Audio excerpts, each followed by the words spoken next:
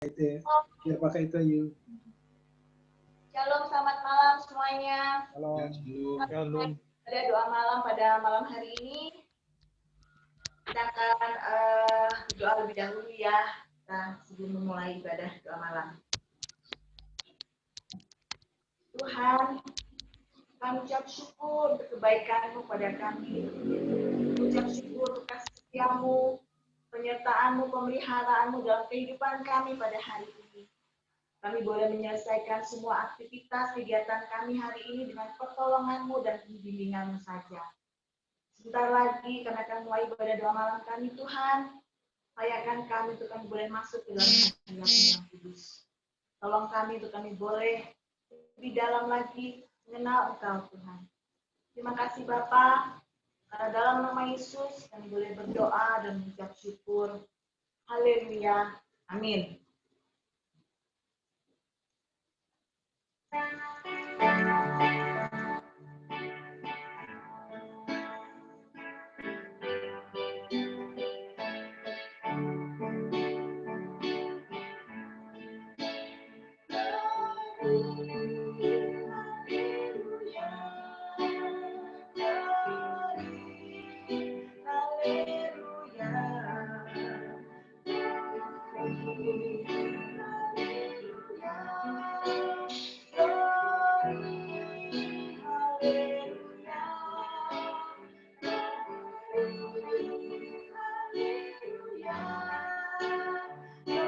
Glory, hallelujah. Glory,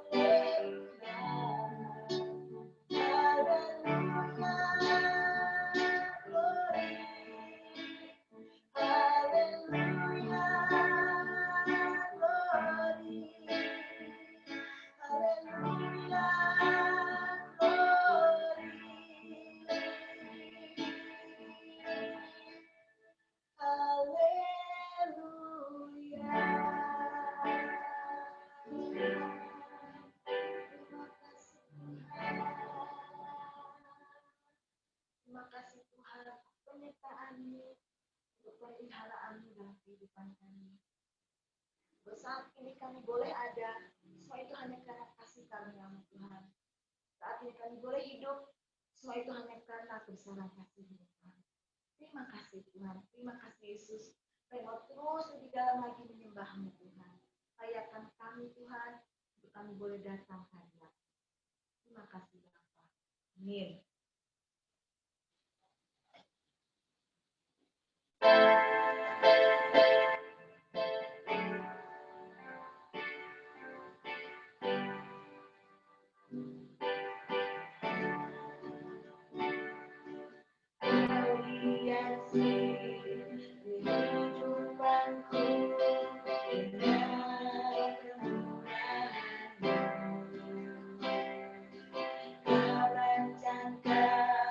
Masa depanku penuh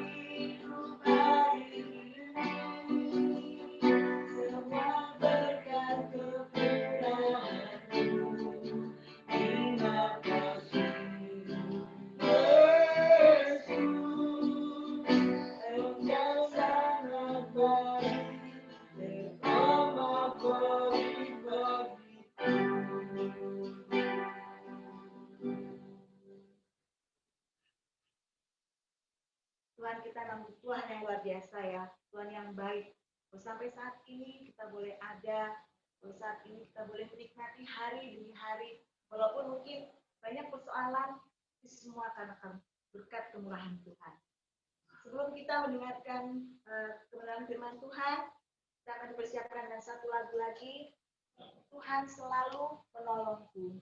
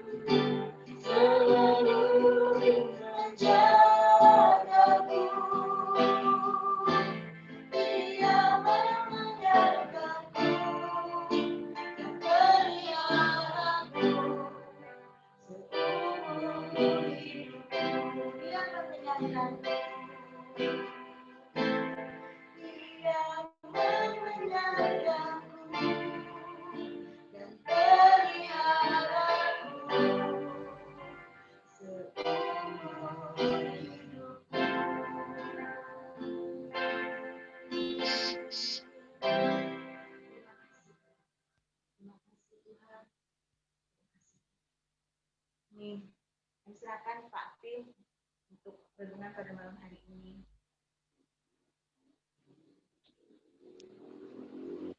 Ya, mari Bapak Ibu Saudara, sebelum mendengarkan firman Tuhan, kita berdoa. Kami mengucap syukur kepadamu malam hari ini ya Tuhan. Engkau begitu baik dalam hidup kami. Sepanjang hari, Engkau boleh memberkati usaha pekerjaan kami. Dan malam hari ini kami boleh kembali kepada Tuhan, beribadah kepada Tuhan, boleh bersekutu dengan Tuhan dan bersekutu dengan saudara-saudara seiman di mana kami berada. Kami sungguh mengalami pertolongan Tuhan, mengalami pemeliharaan Tuhan di dalam hidup kami. Sehingga sampai hari ini ya Tuhan, kami boleh menikmati apa yang Tuhan sudah berikan. Dan itu merupakan berkat dan kami boleh mengucap syukur kepada Tuhan. Terima kasih, sebentar lagi kami akan menerima kebenaran firman Tuhan. Kiranya Engkau mempersiapkan setiap kami ya Tuhan, supaya firman-Mu boleh mendapat tempat di hati kami yang sangat baik, berakar, bertumbuh, dan berbuah-buah. Kami boleh lakukan firman-Mu dalam hidup kami, dan terpenting ya Tuhan, kami boleh dikuatkan terus untuk menjalani hari-hari kami yang penuh dengan pergumulan, yang penuh dengan kesulitan ya Tuhan. Kiranya firman Tuhan boleh menolong setiap kami, mengurapi kami semua. Dalam nama Tuhan Yesus, kami sambut firman Tuhan. Haleluya. Amin. Ya, selamat malam Bapak Ibu Saudara yang dikasihi oleh Tuhan.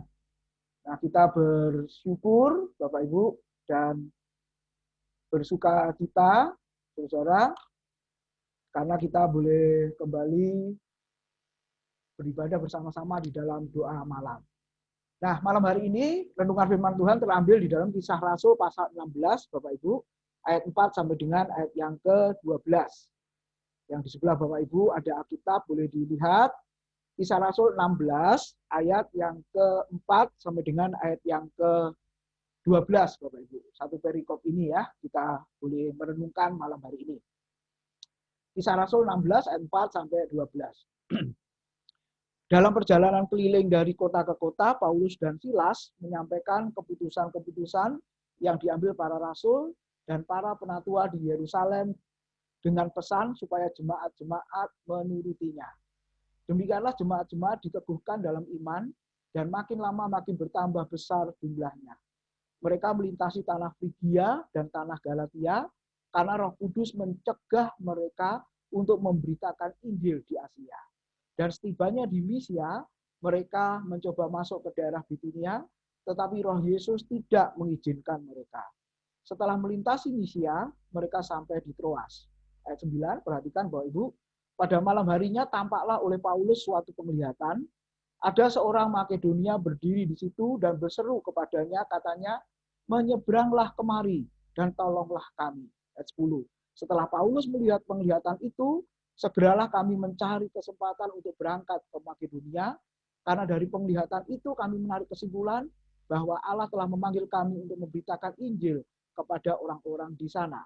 Lalu kami bertolak dari Troas dan langsung berlayar ke Samotrake, dan keesokan harinya tibalah kami di Neapolis. Dan dari situ kami ke Filipi, kota pertama di bagian Makedonia ini, suatu kota perantauan orang Roma. Di kota itu kami tinggal beberapa hari. Amin. Judul firman Tuhan malam hari ini, saudara-saudara, saya beri judul yaitu harapan yang sirna atau harapan yang lenyap atau harapan yang hilang. Bapak Ibu, Saudara, kalau kita mengalami masa pandemik seperti sekarang ini, Bapak Ibu sudah bulan ke-6 ya, Bapak Ibu Saudara. Kira-kira keinginan Bapak Ibu, harapan-harapan Bapak Ibu sudah tercapai, belum tercapai, atau bahkan tidak tercapai, Bapak Ibu Saudara. Ada orang yang berkata kepada saya, corona ini dahsyat luar biasa dampaknya. Katanya seperti itu, Saudara. Dahsyatnya seperti apa? Saya tanya, dampaknya bagaimana?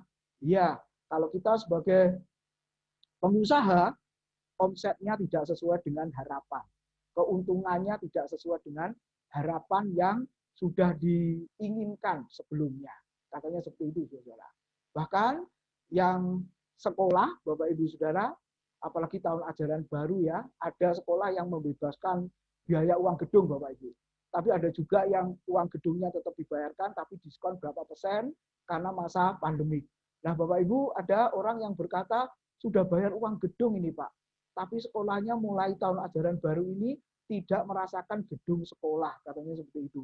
Jadi harapannya sudah bayar uang gedung, harusnya bisa menikmati di gedung sekolah, di kelas sekolah yang AC-nya dingin dan lain sebagainya. Tapi kenyataannya, katanya di rumah, syukur kalau di rumah ada AC-nya. Kalau tidak ada, berarti keinginannya untuk sekolah, masuk kelas yang dingin, tidak terwujud.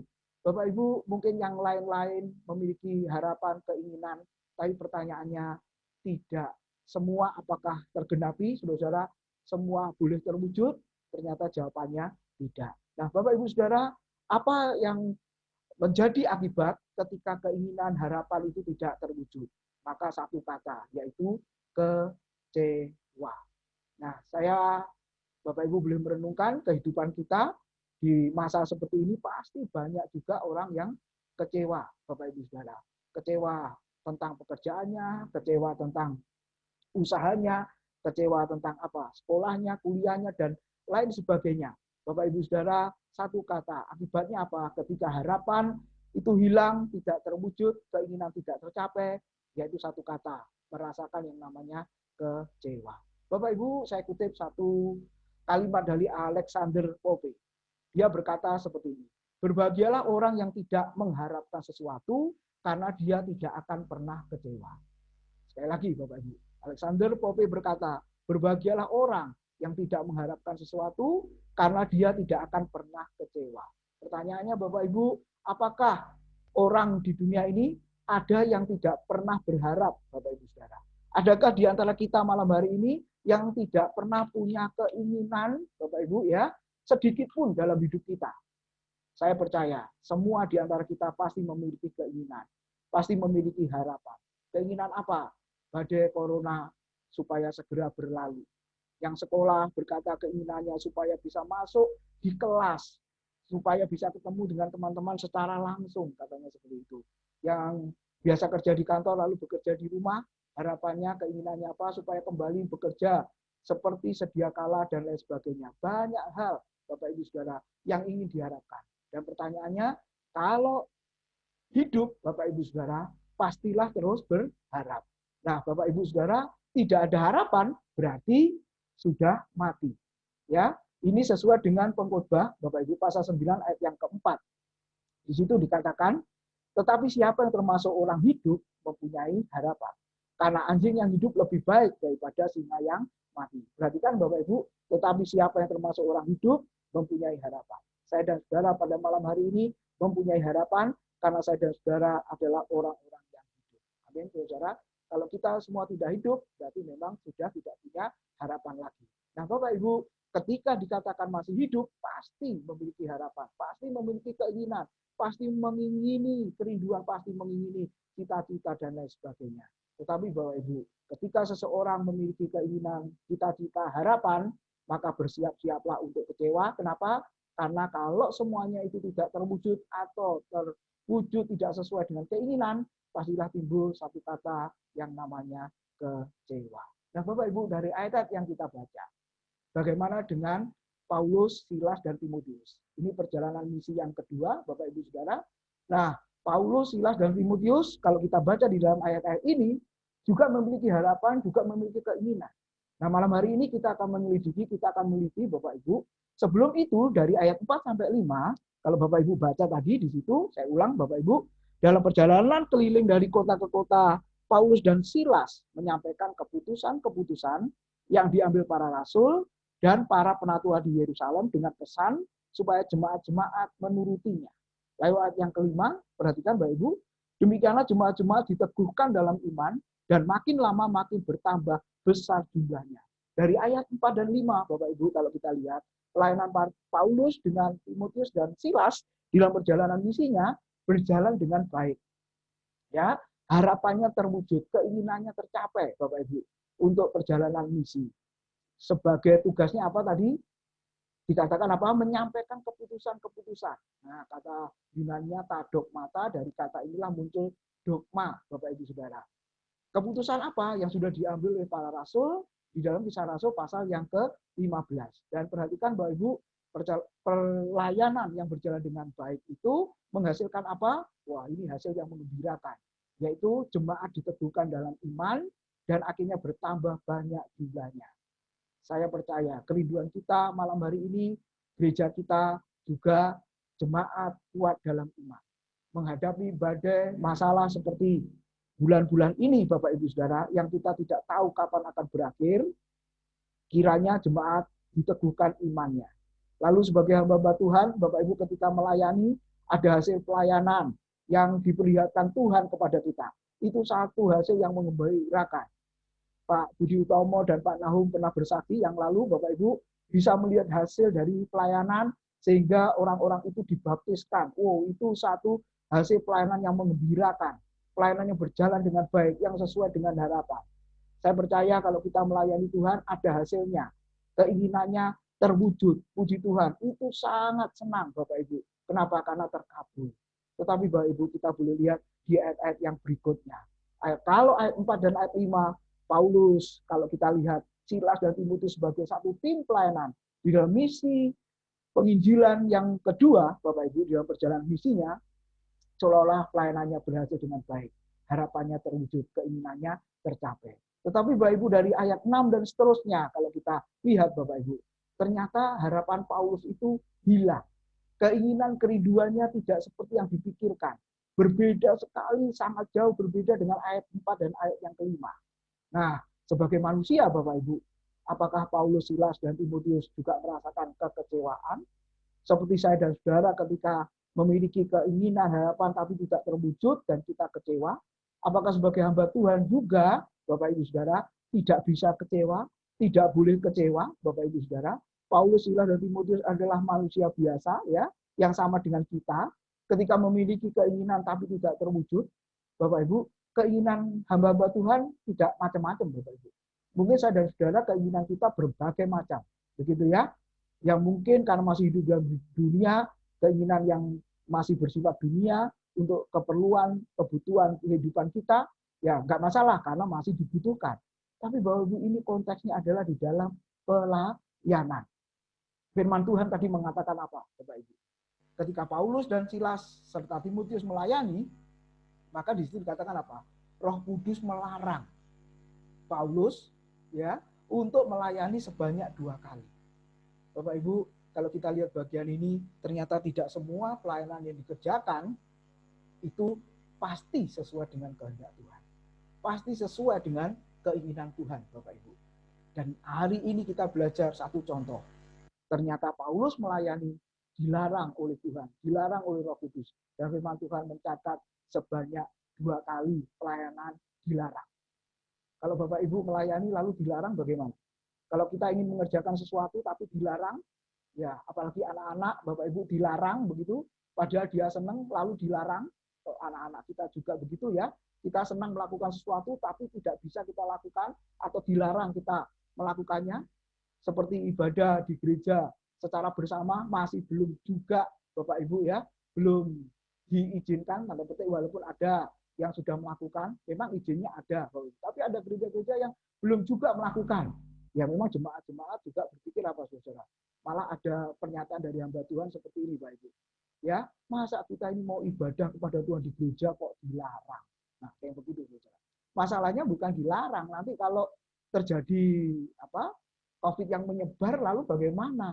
Nah, dia nggak bisa memahami yang di situ.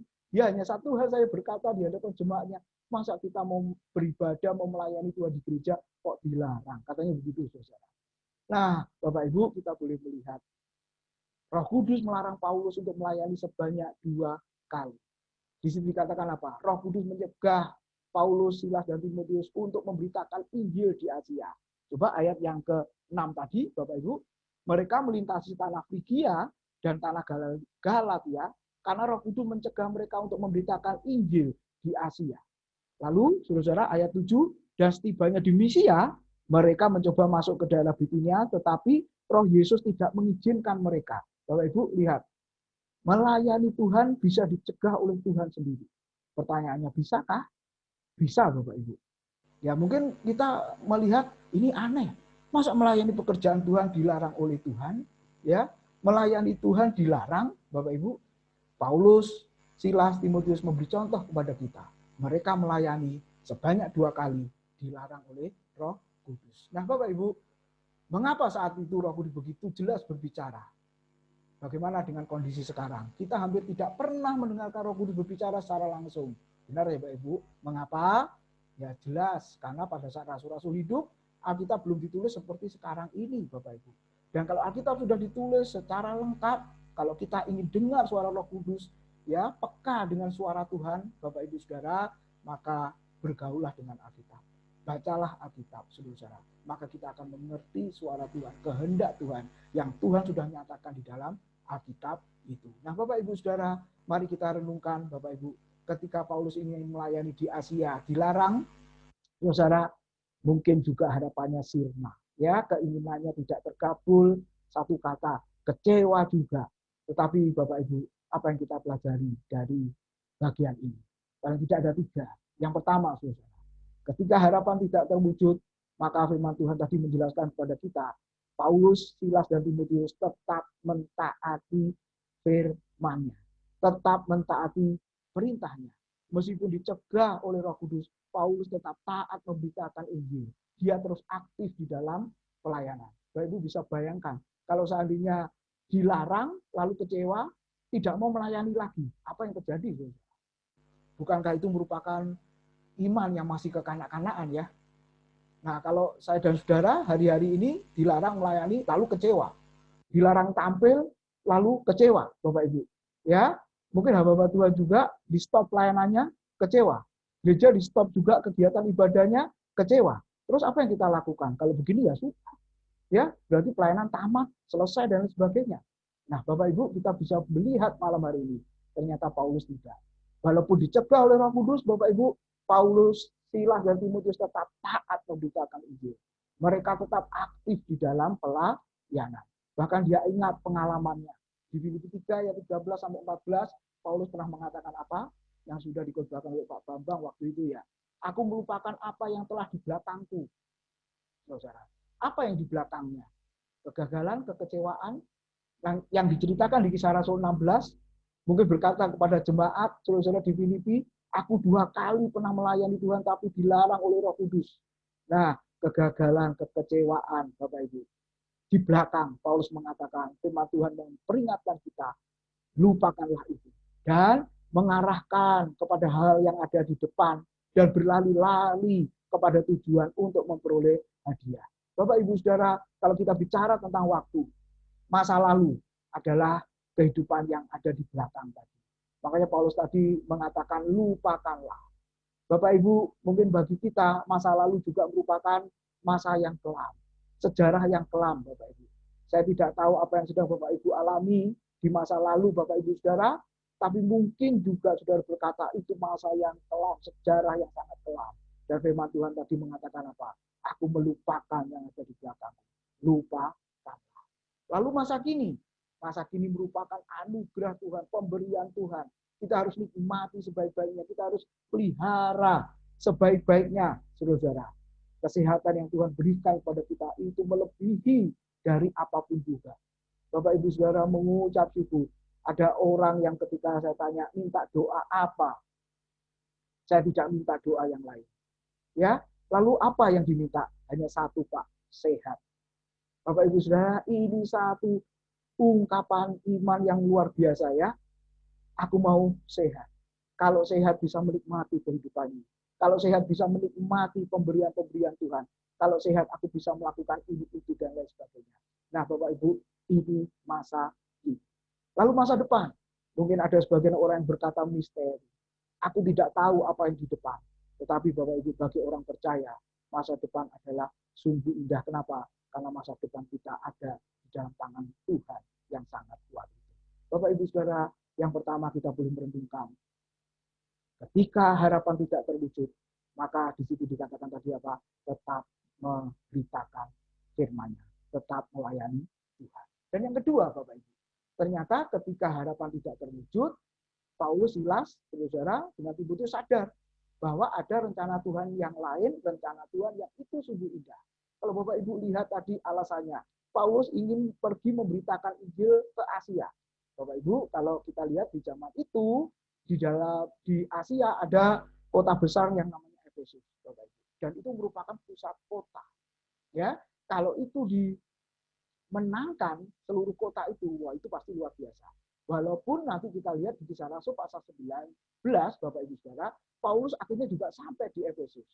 Nah, ini yang dikatakan oleh Tuhan Yesus, Bapak Ibu, ketika dia berkata di Kisah Rasul 1 ayat ke-8 sebelum dia naik ke surga. Kamu akan menerima kuasa kalau Roh Kudus turun ke atas kamu, dan kamu akan menjadi saksiku di Yerusalem, Yudea, Samaria, dan sampai ke ujung bumi.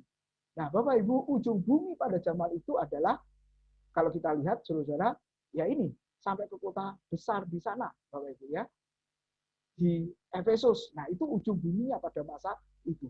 Nah, Bapak Ibu, Paulus ingin KKR di sana. Ada beberapa negara bagian Yunani. Nah, Paulus sebagai hamba Tuhan ingin menjangkau sebanyak mungkin orang KKR besar-besaran di sana. Tetapi apa yang dikatakan oleh firman Tuhan? Roh Kudus tadi tidak mengizinkan. Bapak Ibu, coba lihat. Keinginan sebagai hamba Tuhan ingin melayani tempat yang besar, tempat yang luas, di mana banyak jiwa. Tapi Tuhan menginginkan Paulus kemana, saudara? Dibelokkan ke Frigia dan Galatia. Nah, ini lebih kecil, Bapak Ibu, dibanding Asia, ya, sebagai provinsi. Nah, kalau kita lihat, Bapak Ibu, itu merupakan sebidang tanah, tempat yang lebih kecil dan tempat yang sederhana. Mungkin kalau dibanding Asia, Bapak Ibu, ini merupakan tempat yang tidak prospek sama sekali. Nah, kalau Bapak Ibu lihat, itu peta perjalanan Paulus ya. Tadi dikatakan apa? Ke Asia, Bapak Ibu. Ya, mana ini? Kecil ya. Nah, ini Bapak Ibu, di Asia. Lalu dibelokkan tadi kemana? Ke Galatia. Ya, sebelah kanan ini Bapak Ibu, menyimpang agak jauh ke sana. Lalu lihat, yang satu tadi kemana, lalu dibelokkan akhirnya ke Troas. Jadi Bapak Ibu, ini keinginan Tuhan yang berbeda, saudara, dengan keinginan manusia. Lalu yang kedua, tadi Roh Kudus melarang Paulus ingin ke Bitinia, Bapak Ibu ya. Nah, itu kalau kita baca buku yang lain, Bitinia itu merupakan provinsi yang subur dan strategis, Bapak Ibu saudara. Tapi Tuhan ingin Paulus kemana tadi dengan rekan-rekannya? Ke Troas, ya. Paulus ingin ke kanan, Tuhan belokkan ke kiri, Bapak Ibu. Nah, ini satu keinginan yang sangat bertolak belakang. Troas itu adalah kota kecil terbelakang dan tidak prospek kalau dibanding dengan Bitinia. Bapak Ibu, kalau kita diperhadapkan seperti itu, komplain enggak dengan Tuhan, Bapak Ibu? Komplain kepada Tuhan, ya pasti mungkin komplain kepada Tuhan. Kok tidak sesuai dengan harapan dan keinginan? Tapi ternyata Tuhan punya rencana yang lain. Dan rencananya itu indah. Kenapa indah? Coba Bapak Ibu kita bisa melihat berikutnya. Ternyata keinginan Tuhan berbeda dengan keinginan manusia. Keinginan Paulus sebagai hamba Tuhan dengan rekan-rekannya berbeda dengan keinginan Tuhan pada masa itu. Bapak Ibu, kadang-kadang kita memaksa Tuhan ya supaya Tuhan mau mengikuti keinginan kita. Kebalik Bapak Ibu, kita hanya harus mengikuti keinginan Tuhan. Nah, saudara, kita lihat satu contoh yang sederhana. Mungkin untuk tahun ini, Bapak Ibu ya, yang sekolah ke luar negeri cancel. Nah, itu merupakan keinginan, tapi nggak terjadi, Bapak Ibu Saudara. Ya, contoh yang sederhana saja. Nah, ketika cancel, kapan ditunda tahun depan? Nah, Bapak Ibu. Ya, rasanya juga kok seperti itu ya. Kok nggak sesuai dengan harapan, nggak sesuai dengan keinginan, Bapak Ibu. Tapi sebenarnya ada rencana Tuhan yang lain? Ya, ada. Ternyata walaupun ditunda, sekarang bisa melakukan yang lain. Belajar, bekerja yang mungkin tidak ada di kelas. Kan bisa seperti itu. Nah, Bapak Ibu, kita boleh melihat jelas keinginan Tuhan berbeda dengan keinginan manusia. Lihat pelayanan Yohanes Pembaptis di padang gurun, Bapak Ibu. Gersang dan tandus, justru ia dipakai Tuhan di sana. Sehingga banyak orang yang bertobat dan minta dibaptis. Bapak Ibu, yang terpenting di sini adalah punya kepekaan rohani. Gitu ya, punya kepekaan rohani. Mana itu kehendak Tuhan, mana itu keinginan Tuhan, dan mana itu keinginan kita, dan mana itu kehendak kita. Bapak Ibu, yang kedua kita perlu disadarkan. Kalau berbeda dengan keinginan kita, keinginan Tuhan, berarti Tuhan punya rencana yang lain. Dan tentunya itu lebih indah. Yang ketiga, yang terakhir, Bapak Ibu. Walaupun harapan itu sirna atau hilang, maka di situ dikatakan apa? Pelayanan Paulus jalan terus. Saya tulis di situ, meskipun kecewa, pelayanan, pekerjaan, aktivitas yang Tuhan percayakan, terus kita kerjakan. Bapak Ibu, ketika dibelokkan Tuhan ke Troas, apa yang terjadi, Bapak Ibu? Ya, di Troas, akhirnya Paulus dapat penglihatan. Ayat yang ke-9 tadi dikatakan apa? Coba saya baca ulang.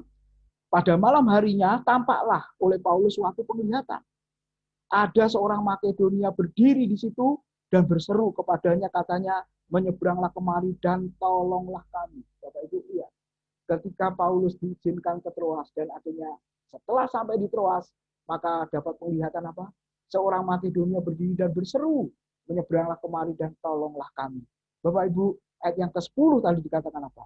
Setelah Paulus melihat penglihatan itu, segeralah kami mencari kesempatan untuk berangkat ke Makedonia. Karena dari penglihatan itu kami menarik kesimpulan bahwa Allah telah memanggil kami untuk memberitakan Injil kepada orang-orang di sana. Bapak Ibu Saudara, kita boleh melihat di situ.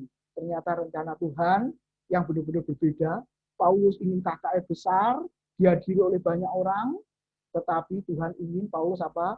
Melayani satu orang. Bahkan diteguhkan dengan penglihatan. Bapak Ibu, dikonfirmasi dengan penglihatan. Ada seorang Makedonia yang berdiri dan berseru, menyeberanglah kemari dan tolonglah kami. Bapak Ibu Saudara, senang melayani banyak orang atau sedikit orang. Bahkan hanya satu orang. Bapak Ibu, kalau saya mengajar banyak orang, sedikit orang biasa. Waktu saya mengajar diklat GBI, calon pejabat, Bapak Ibu, awal-awal ya tahun 2005 waktu itu, yang ikut 130 orang, Bapak Ibu. Nah, itu calon PDP PDM ya waktu itu. Saya berkata, ini mengajar yang luar biasa. Kenapa? Karena yang belajar banyak, 100 lebih, Bapak Ibu. Gitu ya. Itu wah luar biasa. Tapi Bapak Ibu, ketika masuk di kelas-kelas, saya pernah mengajar 25 orang, Bapak Ibu Saudara, mengajar berapa? 10 orang, bahkan mengajar 5 orang, Bapak Ibu Saudara, pernah juga mengajar hanya 2 orang. Kalau di Universitas Widya Kartika agak banyak, Bapak Ibu, mengajar 50 orang. Ya, seperti KKN begitu ya kalau ngajar ya. Tapi Bapak Ibu memang secara manusiawi ya, secara psikologis pun kita senang melayani banyak orang dibanding sedikit orang. Bahkan kalau hanya melayani satu orang. Pada malam hari ini kita yang ikut join ada sekitar 30 orang ya, Bapak Ibu Saudara ya. 30 orang. Oh, luar biasa, Bapak Ibu Saudara. Tapi firman Tuhan menjelaskan kepada kita, walaupun satu orang, pelayanan jalan terus. Bapak Ibu Saudara, kita boleh melihat di sini. Yesus sudah memberikan contoh. Pada saatnya dia melayani ratusan bahkan ribuan orang. Tapi ada saatnya dia melayani satu orang. Siapakah ibu mertua Petrus yang sakit demam saat itu? Yesus mendoakannya. Nikodemus, seorang guru, orang Farisi, Bapak Ibu Saudara ya. Yohanes pasal yang ketiga. Dia juga malam-malam datang kepada Yesus. Dan Yesus mengajar kepada Nikodemus tentang kelahiran baru itu. Lalu Yesus juga pernah melayani di Yohanes pasal 4, wanita Samaria, satu orang, Bapak Ibu. Tapi lihatlah dampaknya, ya. Nikodemus akhirnya menjadi murid Tuhan. Bapak Ibu, di Yohanes pasal 19 disebutkan, dia mau merempai mayat Yesus. Wanita Samaria, kalau Bapak Ibu lihat Yohanes pasal 4, akhirnya seluruh kota Samaria boleh dimenangkan dari satu wanita Samaria yang terkenal tidak baik hidupnya itu. Bapak Ibu Saudara, bagian yang keempat kita lihat orang sakit di kolam Bethesda. Satu orang juga di Yohanes pasal yang ke-5. Yohanes pasal 9 si buta sejak lahir. Satu orang juga dia Yani, Bapak Ibu Saudara, kalau kita lihat satu jiwa ya berharga di mata Tuhan. Firman Tuhan di perumpamaan Lukas 15 di situ dikatakan apa? Dirham yang hilang, domba yang hilang, dicari Bapak Ibu. Walaupun satu yang hilang dicari. Kenapa? Karena yang satu itu adalah sangat berharga. Anak yang terhilang pun bapaknya merindukan supaya kembali. Kenapa saudara? Karena yang hilang itu adalah miliknya. Pasti dicari dan suatu saat pasti kembali. Biarlah Bapak Ibu, walaupun kita diberi kepercayaan oleh Tuhan satu jiwa, maka kita kerjakan. Kita lakukan dengan sebaik-baiknya. Jadi kesimpulannya apa Bapak Ibu?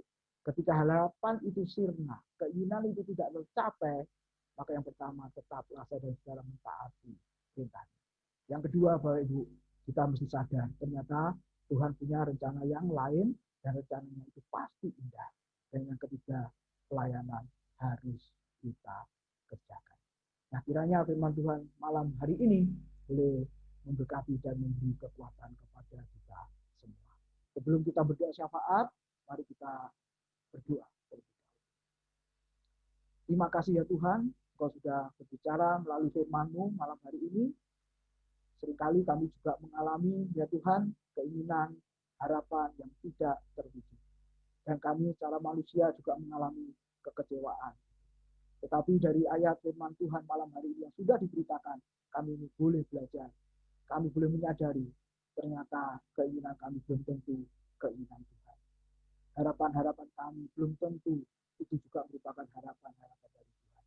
Oleh sebab itu ya Tuhan, sadarkan setiap kami bahwa Engkau ketika mengizinkan, walaupun berbeda dengan keinginan kami, itu tetap yang terbaik dan harus kami kerjakan.